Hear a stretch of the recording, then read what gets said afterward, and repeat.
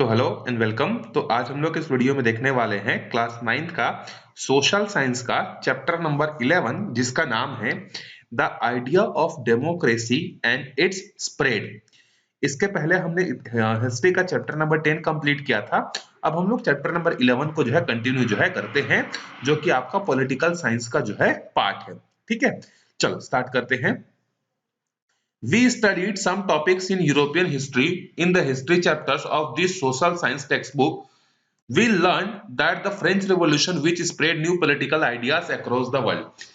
इसके पहले आपने सोशल साइंस में जो है हिस्ट्री के पार्ट में आपने बहुत सारे ऐसे चैप्टर्स के बारे में पढ़ाई की होगी जो कि किससे रिलेटेड था, यूरोपियन हिस्ट्री से रिलेटेड था कि किस तरीके से वहां पर नए नए तरीकों से डेमोक्रेसी स्टैब्लिश हुआ, किस तरीके से फ्रेंच रेवोल्यूशन स्टैब्लिश हुआ और फ्रेंच रेवोल्यूशन जब स्टार्ट हुआ तो उसका इंपैक्ट पूरी दुनिया पर किस तरीके से पड़ा।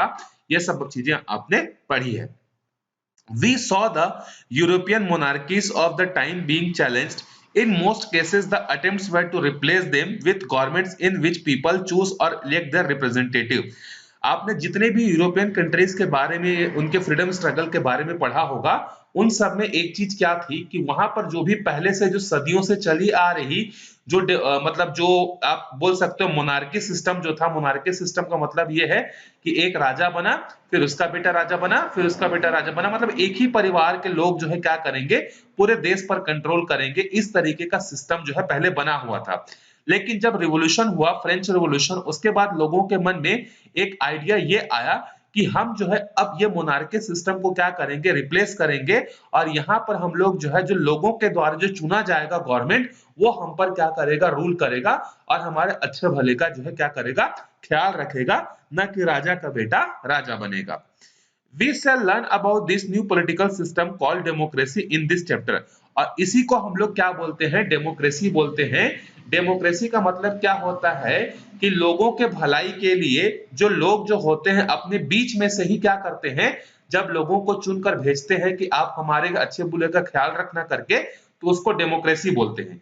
सिंपल सा आसान भाषा में एक और बात समझ लो, जैसे आपके गांव में सरपंच कौन बनेगा, ये कोई डिसाइड, एक आदमी तो डिसाइड नहीं करता है। कैसे डिसाइड होता है, आपके मम्मी पापा जो भी हैं, जो 18 साल से ज्यादा उम्र के हैं, वो क्या करते हैं, जाकर अपना वोट डालते हैं और जिसको ज्यादा वोट मिलता है वो क्या करता है, वो जीतता है और 5 साल तक अपने गांव का देख रेख करता है। तो अगर यही चीज मान लो कोई एक आदमी जो बहुत धनवान है आपके गांव का, वो सरपंच बन गया, फिर उसका बेटा सरपंच बना, फिर उसका बेटा सरपंच बना, फिर उसका बेटा सरपंच बना। तो इससे क्या होता है, जब किसी एक ही परिवार के पास जो है पूरा कंट्रोल हो जाता है, तो फिर वो निरंकुश हो जाता है, अनकंट्रोलेबल हो जाता है। तो इसीलिए जो है आप क्या करते हो, 5 साल में एक बार वोटिंग करके जो आपको अच्छा लगता है आप उसको जो है सरपंच जो है बनाते हो। उसी का नाम है डेमोक्रेसी। उसी को हम लोग डिटेल में जो है पढ़ेंगे। We shall try to understand how democratic ideas began spreading in different countries of the world and the kind of challenges the people faced in establishing the democratic rule। हम लोग इस चैप्टर में उसी के बारे में पढ़ेंगे कि किस तरीके से दुनिया के अलग अलग जगहों पर जो है डेमोक्रेसी का जो आइडिया है वो लोगों के बीच में फैला, और जब डेमोक्रेटिक सिस्टम को इन्होंने अपने देश पर लागू करना चाहा तो उनको क्या क्या प्रॉब्लम जो है फेस करना पड़ा। ऐसा तो नहीं है कि राजा को बोलेंगे कि राजा आप कल से हट जाओ, कल से हम लोग डेमोक्रेसी लाएंगे, ऐसा तो बिल्कुल नहीं होगा। बहुत सारे प्रॉब्लम्स झेलने पड़ेंगे। ठीक है, we shall study the examples of two countries, Libya and Myanmar. हम लोग जो है दो कंट्रीज का एग्जांपल लेकर पढ़ेंगे।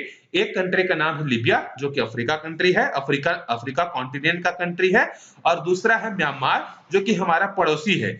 मणिपुर, मिजोरम, ये सारे जो हमारे जो स्टेट्स हैं वो उनके साथ बॉर्डर शेयर करते हैं। ये दो कंट्री के बारे में हम लोग पढ़ेंगे। To see how the process of democracy takes root, we shall study the struggle to establish democracy in these two countries in the recent years। इसी को हम लोग डेमोक्रेसी को समझने के लिए इन दो देशों का एग्जांपल लेकर हम लोग समझेंगे। Some familiar events, कुछ ऐसे इवेंट्स जो अपने आसपास आप रोज देखते हो और वहां से आपको डेमोक्रेसी का आइडिया जो है क्या हो जाएगा, आपको समझ में आ जाएगा। The students are playing on the school playground, the bell rings, they all run to their classroom. The social science teacher enters class 9th. The students greet her as they go to their seats। मतलब क्या है, बच्चे जो है क्या कर रहे थे, प्लेग्राउंड में स्कूल में खेल रहे थे। जैसे ही घंटी बजी, सारे के सारे बच्चे जो है क्लास 9th के, वो जो है कहाँ पहुंच गए, अपने क्लास में पहुंच गए, अपने अपने जगह पर जाकर बैठ गए। जैसे वो बैठे रहते हैं, तुरंत जो है उनके क्लास में एंटर करते हैं सोशल साइंस के टीचर जो है वहां पर एंटर करती है, और सारे बच्चे उनको क्या बोलते हैं, ग्रीटिंग करते, जैसे आप लोग भी बोलते हैं good morning, good afternoon, good evening. ठीक है, अब देखो टीचर अब क्वेश्चन करती है स्टूडेंट से, who is the monitor of the class, वो पूछती है कि इस क्लास का मॉनिटर कौन है। तो रमेश जो है वो आंसर देता है, Ramabai is the monitor of our class. तो अब देखो यहाँ पर बोला जा रहा है कि जो रमाबाई है ना, वो इस क्लास की क्या है, मॉनिटर है। Teacher, who made Ramabai the monitor of this class. तो टीचर पूछती है कि रमाबाई को क्लास का कैप्टन जो है किसने बनाया। तो कोमल आंसर करती है, आई डोंट नो, मुझे नहीं पता। टीचर फिर पूछती है, who made you monitor Ramabai. अब वो सीधा सीधा रमाबाई से ही पूछती है कि तुमको जो है कैप्टन जो है किसने बनाया। तो रमाबाई उत्तर करती है, I did not want to be the monitor, our class teacher gave me this duty. वो बोलती है कि मैं मॉनिटर बनना नहीं चाहती थी, लेकिन हमारी जो क्लास टीचर है उसने मुझे मॉनिटर जो है बना दिया। ठीक है, अब टीचर बोलती है, is there any other way that a student can become the monitor of the class. अब टीचर बच्चों से पूछती है कि क्या कोई और दूसरा तरीका हो सकता है क्लास में एक मॉनिटर बनाने का। जो क्लास टीचर ने जो बना दिया रमाबाई को, वो तो जबरदस्ती का था, वो तो बनना भी नहीं चाहती थी, तो क्या कोई और तरीका हो सकता है। तो कमलेश जो है आंसर करता है, we can ask the student who they want as their monitor. तो कमलेश बोलता है कि हम स्टूडेंट से पूछ सकते हैं कि वो कौन कौन जो है, उनमें से कौन कौन स्टूडेंट जो है जो क्लास कैप्टन जो है बनना चाहते हैं, हम उनसे सजेशन लेकर जो है कर सकते हैं। ये आइडिया किसने दिया, ये आइडिया दिया किसने, कमलेश ने जो है दिया है। अब यहां पर एक क्वेश्चन बन रहा है, देखो which of the two processes of appointing a monitor is more democratic and why. आपसे पूछा जा रहा है कि एक तो रमाबाई को जबरदस्ती कैप्टन बना दिया गया, दूसरा कमलेश ने आंसर बताया कि कैप्टन बनाने का एक तरीका यह हो सकता है कि हम उसमें क्या करें, स्टूडेंट से पूछें, तो ये दोनों में से कौन सा तरीका ज्यादा बेटर है। तो आपके हिसाब से कौन सा ज्यादा बेटर है, मेरे हिसाब से सेकंड वाला ज्यादा बेटर है, कि हम पूछ ले क्लास में कि कौन कौन क्लास कैप्टन बनना चाहता है, उसको हम लोग पूछेंगे, फिर वोटिंग कराएंगे, तो वो ज्यादा अच्छी बात है। Rosie scored 80% in her class 10th examination. Her family was happy. They wanted her to study science, but Rosie wanted to study social science. अब एक और एग्जांपल देखते हैं हम लोग, एग्जांपल नंबर 2। रोजी कोई स्टूडेंट है जिसको 10th क्लास में जो है 80% जो है मार्क्स मिले। उसके घर वाले जो है क्या थे, बहुत ज्यादा खुश थे। उसके घर वाले क्या चाहते थे कि उसकी बच्ची जो है साइंस को लेकर जो है क्या करे, अपना पढ़ाई करे। जनरली किसी के ज्यादा अच्छे नंबर आ जाते हैं घर में, तो लोग क्या बोलते हैं, या तो बायो ले लो, साइंस ले लो, या तो मैथ्स ले लो, यही दो चीज आपको बोला जाता है। But Rosie wanted to study social science, लेकिन रोजी जो है वो क्या चाहती थी, सोशल साइंस लेकर पढ़ना चाहती थी। Her parents and other relatives were upset by her decision and tried to pressurize her to study science so she could become a doctor. इस डिसीजन से ना तो उसके घर वाले खुश थे और ना ही उसके रिश्तेदार लोग जो है खुश थे, तो सबके सब उसको प्रेशराइज करने लगे कि तुम सोशल साइंस मत पढ़ो, तुम साइंस लेकर पढ़ो और आगे डॉक्टर बनो करके। एट द एंड रोजी could not study the subject of her choice, और लास्ट में रोजी को अपने पसंद का सब्जेक्ट पढ़ने का मौका नहीं मिला, क्योंकि सबने उसको प्रेशराइज कर दिया कि आप साइंस लो और डॉक्टर बनो करके। Do you think the families decision was democratic. आपसे क्वेश्चन पूछा जा रहा है कि जो फैमिली ने जो डिसीजन लिया, क्या ये डिसीजन डेमोक्रेटिक है। तो आंसर है बिल्कुल भी डेमोक्रेटिक नहीं है। डेमोक्रेटिक का मतलब ये होता है कि आपकी खुद की चॉइस क्या है उसको ज्यादा फोकस करना। Democracy is a comprehensive idea that is linked to one's personal, family, and social life. We also see democracy as a form of government, a political system. In this chapter, we shall try to understand how people participate in a democratic system of governments. Democracy का मतलब क्या होता है, democracy का एक idea का मतलब होता है किसी पर्सन के चॉइस से, फैमिली के चॉइस से, या किसी सोशल लाइफ के चॉइस को जो है प्रायोरिटी देना, ये क्या होता है, हमारा डेमोक्रेसी होता है। तो इस चैप्टर में हम लोग उसी डेमोक्रेसी के बारे में जो है क्या करेंगे, स्टडी जो है हम लोग करेंगे। We learned about India's democratic system in the previous class. We learned how government are formed and what function they perform. आपने छोटे क्लासेस में पढ़ा होगा कि हमारे इंडिया का डेमोक्रेटिक सिस्टम किस तरीके से होता है, किस तरीके से गवर्नमेंट बनता है और उनका काम जो है कैसे चलता है। The table below lists the different units in the democratic system to which representative are elected. यहाँ पर आपको कुछ एग्जांपल दिया, इस एग्जांपल को आपको क्या करना है, ध्यान से पढ़ना है और आपको बताना है कि इन लोकल बॉडीज का जो रिप्रेजेंटेटिव होता है वो रिप्रेजेंटेटिव जो है कौन होता है, उसके बारे में आपको बताना है। तो जैसे पहला है रूरल, गांव में ग्राम पंचायत होता है और ग्राम पंचायत का जो रिप्रेजेंटेटिव होता है, जो उसका हेड होता है, उसको हम लोग क्या बोलते हैं, उसको हम लोग सरपंच बोलते हैं। ठीक है। अर्बन, जैसे गांव में ग्राम पंचायत होता है, वैसे जो शहर होता है, बड़े बड़े शहर होते हैं, उसमें नगर पंचायत होता है, म्युनिसिपल काउंसिल होता है, तो उसको या तो नगर पंचायत जो होता है उसको क्या बोलते हैं हम लोग, चेयरमैन बोलते हैं। नगर पंचायत को क्या बोलते हैं हम लोग, चेयरमैन जो है बोलते हैं। दूसरा जो म्युनिसिपल कॉर्पोरेशन होता है उसको भी चेयरमैन बोलते हैं, और जो नगर निगम होता है उसको हम लोग क्या बोलते हैं, मेयर बोलते हैं। क्या बोलते हैं, मेयर बोलते हैं। जैसे हमारे छत्तीसगढ़ में जो है अभी करेंटली 15 जो है क्या है, नगर निगम है। जैसे भिलाई एक नगर निगम है, रायपुर एक नगर निगम है, इस तरीके से। आगे है विधानसभा, जिसको हम लोग लेजिस्लेटिव असेंबली बोलते हैं। तो लेजिस्लेटिव असेंबली का जो हेड होता है वो क्या होता है, चीफ मिनिस्टर जो है होता है। ठीक है। अब विधान परिषद का भी जो होता है वो कौन होता है, या तो चीफ मिनिस्टर होता है या उसके द्वारा कोई इलेक्टेड पर्सन जो है, या elected member of legislative assembly या विधान परिषद जो है उसका आदमी जो है एक रहता है। ठीक है। लोकसभा, लोकसभा का जो हेड होता है उसको हम लोग क्या बोलते हैं, प्राइम मिनिस्टर बोलते हैं। और राज्यसभा का जो हेड होता है उसको हम लोग क्या बोलते हैं, प्राइम मिनिस्टर बोलते हैं। ये एक्चुअल में हेड होता है, लेकिन इसका जो जो लोकसभा को जो कंट्रोल करता है वो चेयरमैन होता है, और जो राज्यसभा को कंट्रोल करता है वो वाइस प्रेसिडेंट होता है। इसको आप डिटेल में पढ़ेंगे, फिलहाल आपको उतना ज्यादा डीप में समझ में नहीं आएगा, बस आप ये ध्यान में रख लो कि हेड ये होते हैं। वैसे सेम उसी तरीके से विधानसभा में भी होते हैं। विधानसभा का चेयरमैन होता है, विधान परिषद का जो है क्या होता है आपका, उसका भी चेयरमैन जो है होता है। बस आप ये ध्यान रखो कि उसका हेड जो है राज्य में चीफ मिनिस्टर होता है, और नेशनल लेवल पर जो है कौन होता है, नेशनल लेवल पर प्राइम मिनिस्टर जो है होते हैं। ठीक है। चलो, ये आपके सामने जो है वर्ल्ड मैप है। इस वर्ल्ड मैप में हम लोग दो कंट्रीज के बारे में फोकस करने वाले हैं।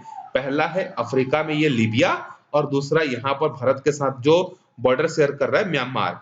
ये दो जगह के बारे में हम लोग, वहां के डेमोक्रेसी किस तरीके से आई, किस तरीके से प्रॉब्लम फेस किया वहां के लोगों ने, ये सब चीजें हम लोग डिस्कस जो है करेंगे। ठीक है। सो स्टार्ट करते हैं द स्टोरी ऑफ लीबिया।